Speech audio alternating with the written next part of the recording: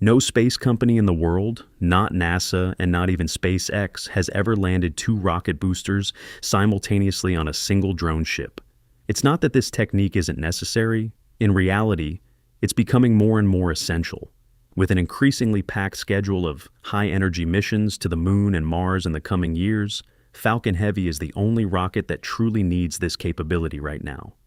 The challenge executing a precise double booster landing on one moving drone ship is extremely difficult. Yet SpaceX is actively developing and plans to implement this technique very soon. So, what does this groundbreaking double landing method actually look like? Let's find out. Falcon Heavy is one of the most extraordinary rockets in aerospace history. Unlike the single booster, Falcon 9, Falcon Heavy is like a trio of brothers, 3 cores strapped together, 2 powerful side boosters flanking a center core. Together, they generate more than 22,800 kilonewtons of thrust at liftoff. That makes it one of the most powerful rockets flying today. Only NASA's SLS sits above it with nearly double the thrust. Right behind Falcon Heavy is Blue Origin's New Glenn. That puts Falcon Heavy in an incredibly rare group, one of the very few rockets on Earth today truly capable of delivering heavy payloads all the way to the Moon and Mars. What truly sets it apart is its track record. Across 11 flights, those 2 side boosters have come roaring back to Earth and landed together perfectly synchronized at Landing Zone 1 and Landing Zone 2 in Cape Canaveral with a flawless 100% success rate. The center core, however, has almost always been expendable. It keeps burning hard to push the upper stage into higher or deeper orbits. The heavier the payload and the farther the destination, the less chance the center core has of returning. That's exactly why customers are willing to pay for Falcon Heavy. It can deliver enormous payloads to deep space at a far more reasonable cost than a traditional expendable rocket. And NASA is taking full advantage of it. Recently, the agency handed SpaceX 2 critical missions. First, Griffin Missions 1, targeted for the second half of 2026. Astrobotic's lander will carry a rover to the south pole of the Moon. Then, in late 2028, the Rosalind Franklin rover, Europe's first Mars rover, marking Falcon Heavy's very first journey to the Red Planet. But here's where it gets intense. These are the missions that will truly push Falcon Heavy into the deep space era. They demand so much energy that the side boosters will have to burn extra propellant just to get the stack where it needs to go. That means no fuel left for a return to launch site. So the choices are tough. Either expend all 3 boosters, which gets expensive fast, or recover the side boosters on drone ships. With NASA's budget under pressure, recovery is the clear priority. Yet that creates a massive logistical challenge. SpaceX has just moved the legendary drone ship. Just read the instructions over to support Starship operations, ferrying super heavy boosters between Texas and Florida. On the East Coast, only a shortfall of gravitas remains. One drone ship simply cannot handle 2 side boosters landing hundreds of meters apart in the traditional way. And then a bold new idea emerged: a double landing, both side boosters touching down together at the same moment on a single drone ship. That's exactly when the drone ship a shortfall of gravitas becomes incredibly valuable. As Kiko Donchev pointed out, this ship can now support a rapid 4-day turnaround cycle, while Falcon 9 ground landings continue in parallel without interfering with each other. But there's a serious catch. John Edwards, SpaceX's vice president of Falcon and Dragon programs, issued a clear warning. The chance of losing one, or even both side boosters, and damaging the drone ship during a double recovery attempt is significantly higher. That statement tells you just how demanding this operation really is. One of the biggest challenges is the limited deck space. A shortfall of gravitas measures roughly 52 by 91 meters, about 170 by 300 feet. It sounds big on paper, but when you try to squeeze 2 Falcon Heavy side boosters onto it at the same time, it becomes dangerously tight. Each booster, with its landing legs fully deployed, spans nearly 18 meters. Add the grid fins and the minimum safety distance needed to prevent any collision, and the 2 boosters must sit at least 20 to 25 meters apart, center to center. That means the entire deck is almost completely filled, leaving only a few meters of narrow margin on the edges. Any small deviation in landing could send one booster sliding off the deck or crashing into the other. And the risks don't stop at deck size. the actual landing sequence creates massive complications. If the boosters come in staggered just a few seconds apart, the exhaust plume from the second boosters, Merlin 1D engines each delivering around 845 kilonewtons or 190,000 pounds of thrust, would slam straight into the already landed booster. That shockwave of superheated gas could destabilize it, knock it over, or send it sliding across the steel deck. On the other hand, if they try to land simultaneously, the two powerful exhaust plumes collide right above the deck. This creates complex plume interaction, wild pressure spikes, extreme heat, and the very real risk of damaging both the boosters and the ship's structure. Then there's the added weight. Each booster lands weighing around 25 to 30 tons dry. When both sit on the deck together, the drone ship, originally designed for just one Falcon 9 booster, has to handle double the concentrated load. It sits deeper in the water, becomes more prone to tilting in waves, and its ballast systems are pushed right to the limit.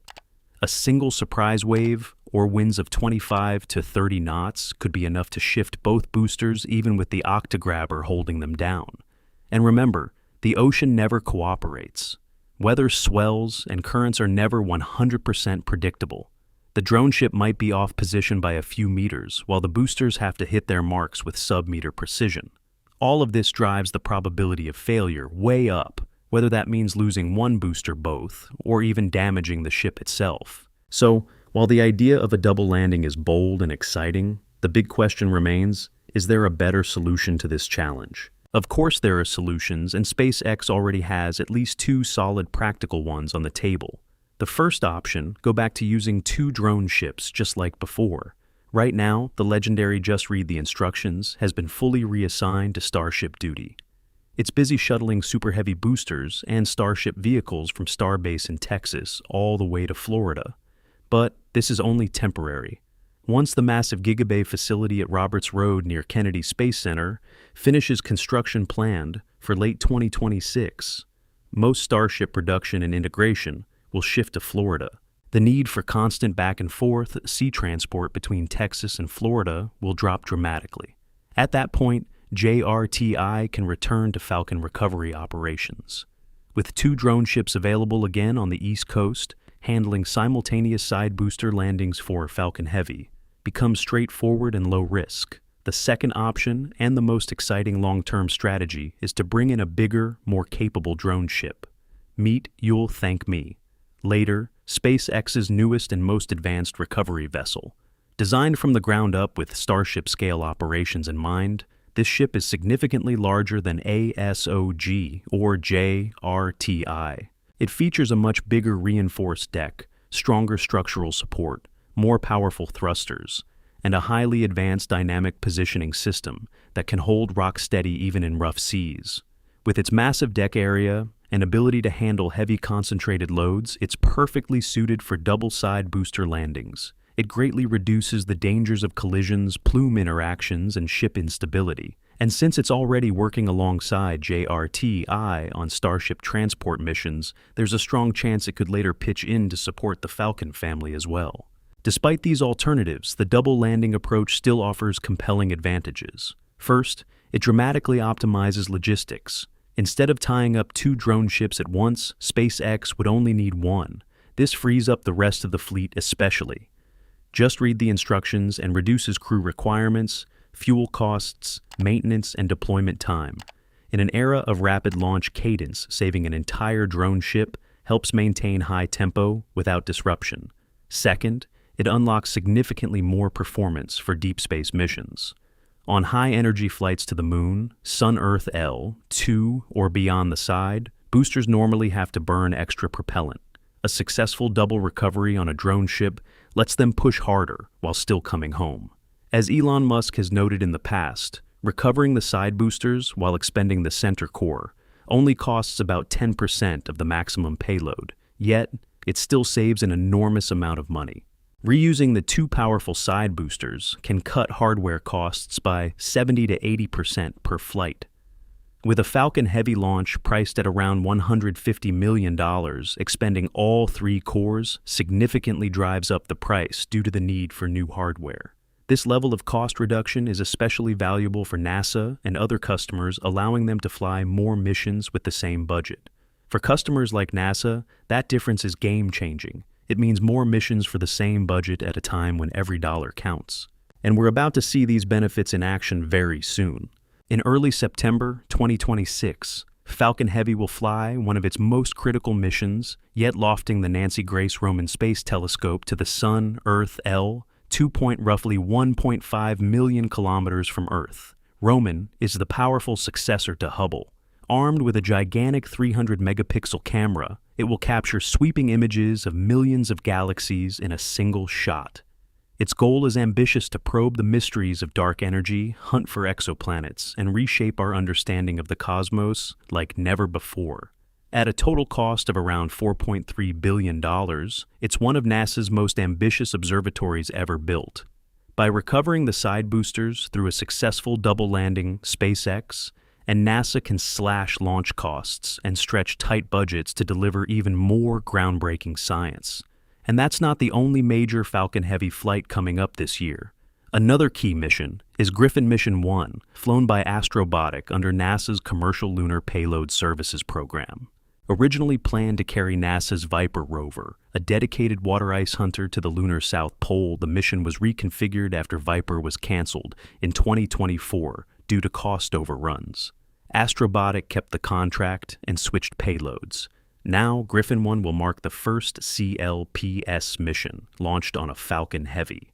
Targeted for earlier than July 2026, it will lift off from the historic LC-39A pad at Kennedy Space Center, the same launch complex that sent Apollo astronauts to the moon. The Griffin lander is much larger and more capable than Astrobotic's previous Peregrine. Its destination is the Nobile Crater region at the moon's south pole, an area rich in water ice and dotted with permanently shadowed craters that haven't seen sunlight in billions of years. The star payload is Flip, the 500-kilogram Flex Lunar Innovation Platform rover from Venturi Astrolab. It can carry an additional 30 kilograms of instruments and will be supported by Astrobotic's Small Cube rover, plus multiple NASA and ESA science packages.